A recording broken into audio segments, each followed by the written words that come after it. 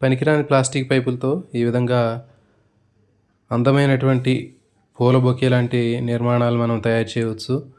ఇక్కడ చూస్తున్నాం మనకి ఇలాంటి పువ్వులు బయట కనిపిస్తూ ఉంటాయి. ఇవన్నీ ఒరిజినల్ ఫ్లవర్స్. ఇవి బాగా ఈజీగా సర్వైవ్ అవుతూ ఉంటాయి.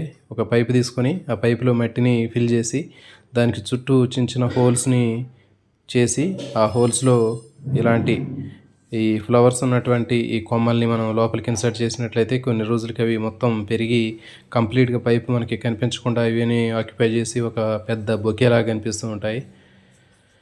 సో కాబట్టి మన ఇంటి దగ్గర పనికిరానటువంటి ఇలాంటి పైపులతోటి మంచి అందమైనటువంటి పూల బొకే లాంటి లైవ్ మనకి ఇలాంటి పూల బొకేని మనం తయారు చేయవచ్చు. ఇలాంటివి మీరు కూడా ట్రై చేయండి.